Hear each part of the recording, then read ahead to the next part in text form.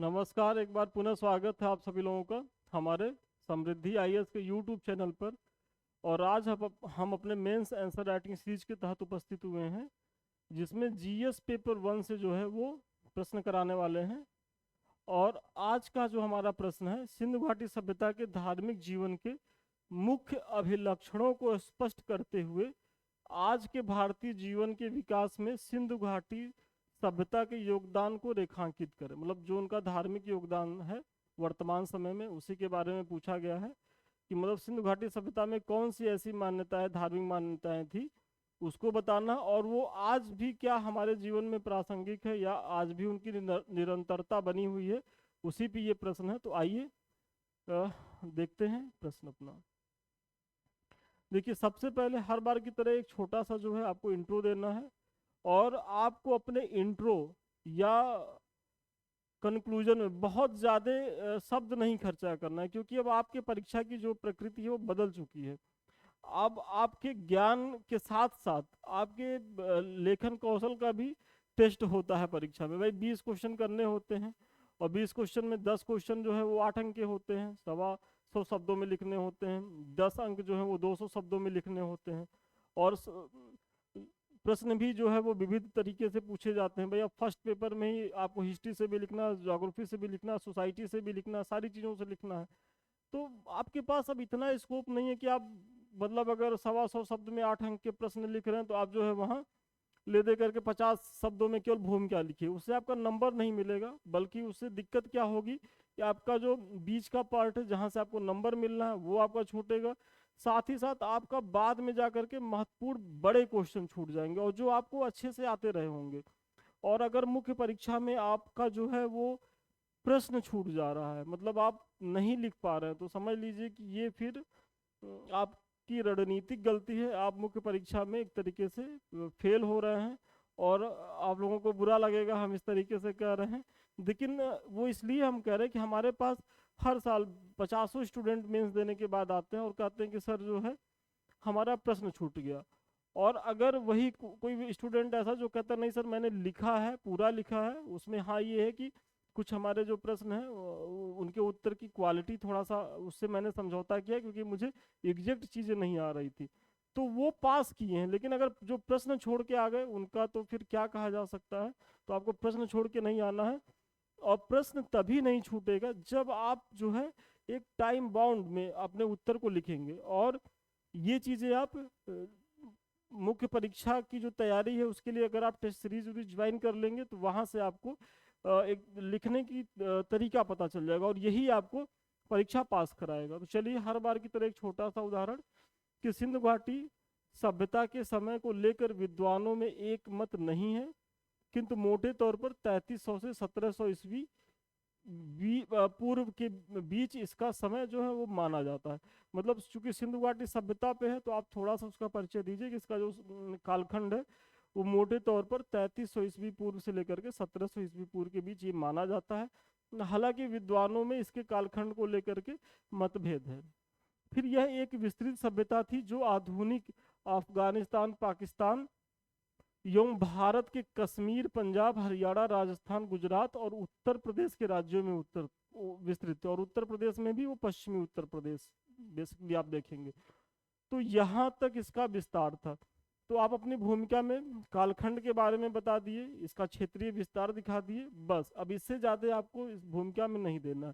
फिर अब आप उतर जाइए डायरेक्ट अपने प्रश्न की मूल मांग पर। और मांग क्या थी? धार्मिक जीवन को बताना है। तो अब आप बता रहे हैं कि जहां तक सिंधु घाटी सभ्यता के धार्मिक जीवन के प्रमुख अभिलक्षणों का प्रश्न है तो इसकी जानकारी निम्न पुरातात्विक स्रोतों से होती है। मतलब अगर हम धार्मिक जीवन की बात कर रहे हैं तो कहाँ से हमको उसकी जानकारी मिलती है, मतलब सिंधु घाटी सभ्यता के वो कौन से ऐसे पुरातात्विक स्रोत हैं। आप सभी जानते होंगे कि सिंधु घाटी सभ्यता की जानकारी के स्रोत में केवल पुरातत्व ही है। साहित्य हित तो प्रश्न ही नहीं है, क्योंकि उनकी लिपि पढ़ी नहीं जा सकी है, तो साहित्य की तो कल्पना ही आप नहीं कर सकते।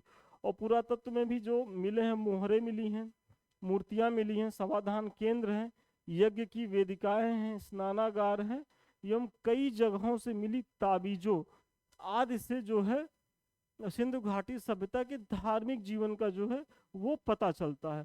और ये जो स्रोत है ये क्या जानकारी देते हैं, तो अब आप जो है पॉइंट में बता दीजिए। सबसे पहले कि इन स्रोतों से ये पता चलता है कि जो सिंधु घाटी सभ्यता के लोग थे वो प्रकृति पूजक थे। जैसे वनस्पतियों, जल, वायु की ये पूजा करते थे, मतलब नदियों की पूजा, वनस्पतियों की पूजा और वायु की पूजा ये करते थे। तो सबसे पहला पॉइंट आपने बताया कि ये प्रकृति पूजक थे। फिर दूसरा, ये पशुओं की भी पूजा करते थे। और आप जब सिंधु घाटी सभ्यता से प्राप्त जब मोहरों को आप देखेंगे तो उसमें आप देखेंगे पाशुपति जो है वो शिव की मोहर, तो वहाँ उस मोहर में आप देखेंगे कि वहाँ तमाम पशुओं का अंकन हुआ। उसमें गैंडा है, हाथी है, शेर है, और साथ ही साथ एक श्रृंगी पशु का खूब अंकन आप देखेंगे। कुबड़ वाला बैल देखेंगे, गैंडा, हाथी तो खैर आप देख ही रहे हैं। फिर पशुओं की पूजा के बाद आप बताएंगे कि धरती की भी पूजा करते थे, मतलब मातृ देवी की पूजा करते थे। क्योंकि आप एक ऐसी मुहर मिली है जहां से आप देखेंगे कि मतलब एक स्त्री की योनि है और उसे वृक्ष निकल रहा है, तो वो एक तरीके से मातृ देवी से उसको जोड़ा गया है और वो धरती माता के रूप में उसको स्थापित किया गया है। फिर समाधान केंद्रों की यदि बात करें तो यहाँ से आत्मा और पुनर्जन्म का भी जो इनका दृष्टिकोण है उसकी जानकारी मिलती है।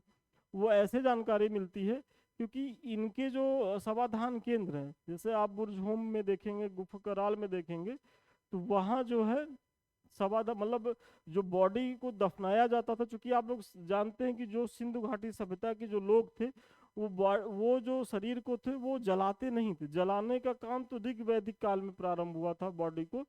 उसके सिंधु घाटी सभ्यता के लोग जो है वो बॉडी को दफनाते थे, और दफनाने के साथ साथ ये जो है पशुओं को भी दफना देते थे।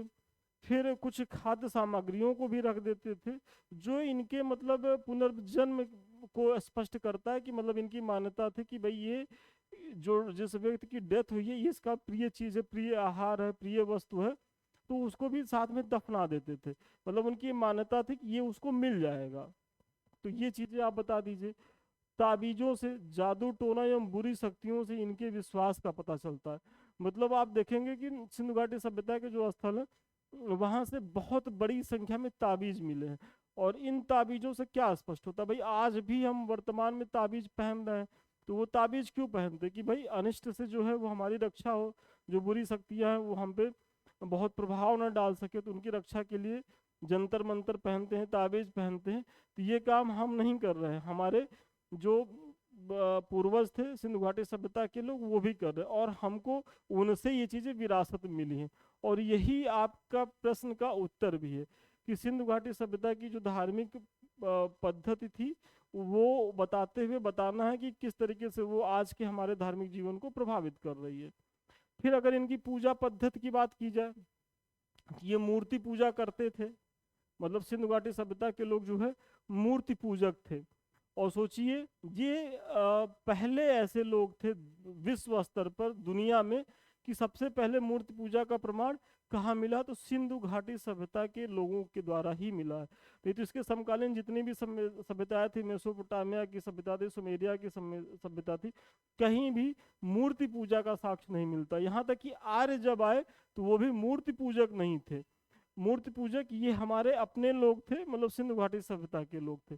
लेकिन यहाँ एक चीज और है कि मूर्ति पूजा तो करते थे लेकिन मंदिरों का जो है वो प्रमाण नहीं मिला है। और ये आपके पीटी का फैक्ट भी, इसको ध्यान रखना है कि यहाँ मंदिरों का प्रमाण नहीं मिला है, यज्ञ का प्रमाण मिला है। भाई यज्ञ का, जैसे कालीबंगा से आप देखेंगे तो यज्ञ का प्रमाण मिला है, जो वेदिकाएं बनाई जाती थी उसके साक्ष्य मिलते हैं। फिर लिंग और योनि की पूजा नजर आती है।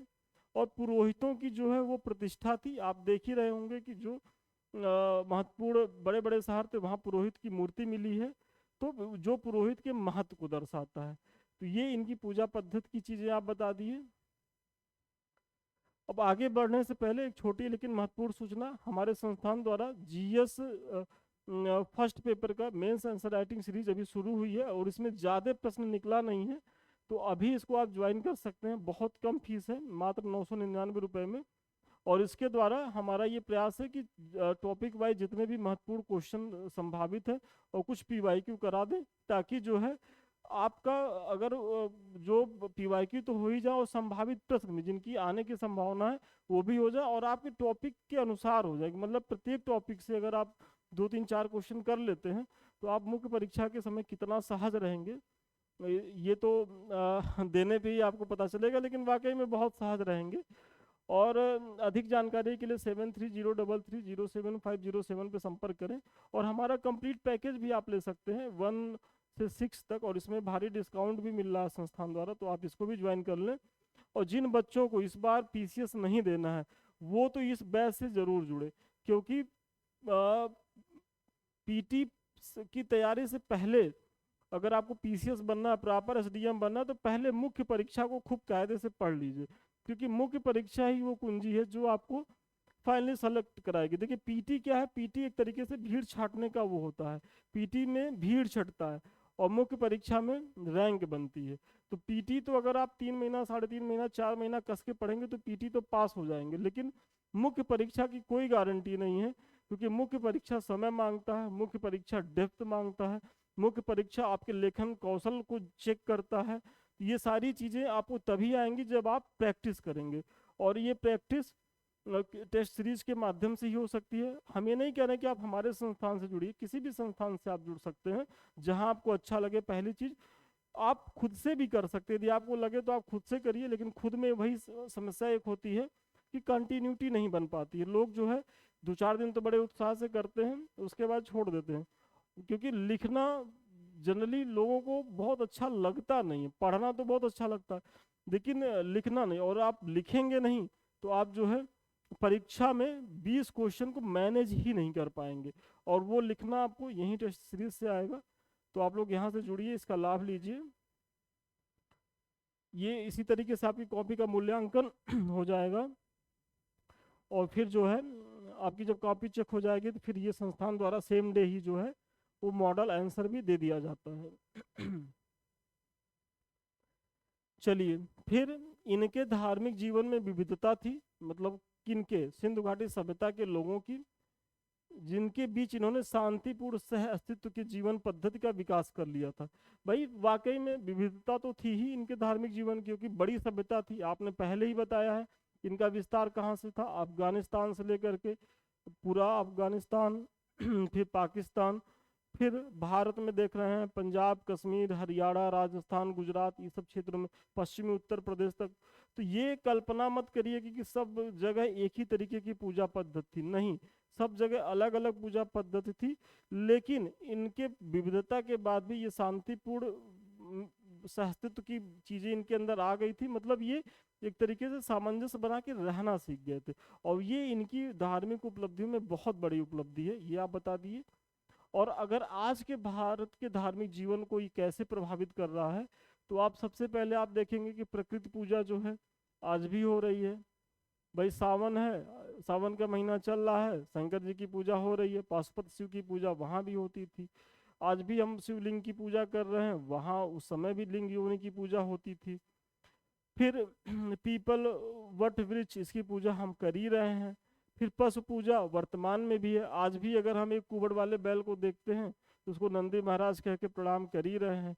इसी तरीके से हाथी है तो उसको भी हम, उसमें भी गणेश जी की पूजा, मतलब गणेश जी की कल्पना करते हैं। और शादी विवाह में आप देखेंगे कि हाथी जो है आशीर्वाद देने आते हैं, तो वो एक तरीके से प्रतीकात्मक ही सही, लेकिन पूजा तो कर ही रहे हैं।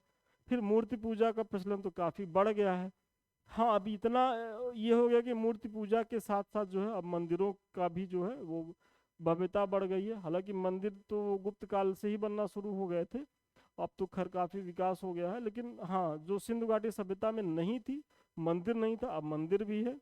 यज्ञ का विधान वर्तमान में भी है, आज भी नवरात्र में जो है हम 9 दिन व्रत रहने के बाद यज्ञ करते हैं।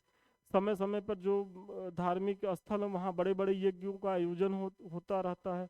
तो कहाँ से हमने लिया है, वो हमारे सिंधु घाटी सभ्यता की ही परंपरा है। फिर अगर देखेंगे टोटमवाद, जादू टोना झाड़ फूंक, भाई उस समय भी ताबीज लोग पहनते थे, आज भी लोग ताबीज पहन रहे हैं, बल्कि उस समय से ज़्यादा आज लोग ताबीज पहन रहे हैं। ये सारी चीज़ें हमने कहाँ से लिया है, तो वो सिंधु घाटी सभ्यता से ही लिया है। और वहाँ का ही जो धार्मिक जीवन है अगर हम देखेंगे तो कमोबेश वो हमारे ऊपर आज भी जो है वो कहीं न कहीं स्पष्ट दिखाई पड़ता है, और इन सब माध्यम से दिखा दीजिए। और यही आपके प्रश्न की डिमांड थी। तो चलिए, आज के प्रश्न का उत्तर यहीं तक था। अच्छा, इसमें और भी है। देखिए, समाज में पुरोहितों की प्रतिष्ठा वहाँ भी थी, आज भी पंडित जी लोगों की बिना कोई पूजा हो नहीं सकता है। आज भी हम कोई भी अनुष्ठान करते, धार्मिक अनुष्ठान करते, शादी विवाह होता है या कुछ भी ऐसा होता है तो पंडित जी बुलाए जाते हैं, मंत्रों का उच्चारण उन्हीं के द्वारा होता है। फिर आज भी विविधता के बीच सहअस्तित्व की भावना है भाई। आज भी हम देखेंगे कि हमारे देश में अब तो जैसे हिंदू धर्म में भी तो विविधता ही है, साथ ही साथ बहुत से धर्म के लोग यहाँ रह रहे हैं, उनके बीच हम सहअस्तित्वपूर्ण तरीके से रह रहे हैं, शांतिपूर्ण तरीके से रह रहे हैं। तो ये सारी चीज़ें हमको कहाँ से विरासत में मिली है? तो सिंधु घाटी सभ्यता से ही मिली है। तो यही आपके प्रश्न का उत्तर था। और छोटा सा निष्कर्ष दे दीजिए कि इस प्रकार उपयुक्त विवरण से स्पष्ट है कि सिंधु घाटी सभ्यता के धार्मिक जीवन की कई बातें वर्तमान समय में भी जो है वो अनवरत जारी हैं, जो आप देख ही रहे। तो चलिए, आज के प्रश्न का उत्तर यहीं तक था, अभी जाइएगा नहीं। देखिए, ये लास्ट में हमारे समृद्धि आईएएस का टेलीग्राम चैनल है, आप लोग इससे इसलिए जुड़िए क्योंकि हमारी टीम के द्वारा यहाँ आपके परीक्षा से उपयोगी जो भी महत्वपूर्ण जानकारियाँ हैं डेली निःशुल्क उपलब्ध कराई जाती हैं, तो इसका आप लोग लाभ लीजिए। साथ ही साथ ये हमारे समृद्धि आईएएस का जो है वो यूट्यूब चैनल है, जिसके माध्यम से हम आप रूबरू हो रहे हैं, तो आप लोग इसे लाइक करिए, सब्सक्राइब करिए, शेयर करिए। और ये हमारा सेकेंड चैनल है, संदीप मिश्रा ऑफिशियल। यदि आप लोगों ने इसको नहीं अभी तक सब्सक्राइब किया तो इसे भी सब्सक्राइब कर लें, क्योंकि हम यहाँ भी टाइम टू टाइम आपकी परीक्षा से उपयोगी महत्वपूर्ण जानकारी लेकर के आते रहते हैं। तो चलिए, पुनः मिलते हैं नए वीडियो में नए क्लास के साथ। तब तक के लिए धन्यवाद, शुभकामनाएं आपको।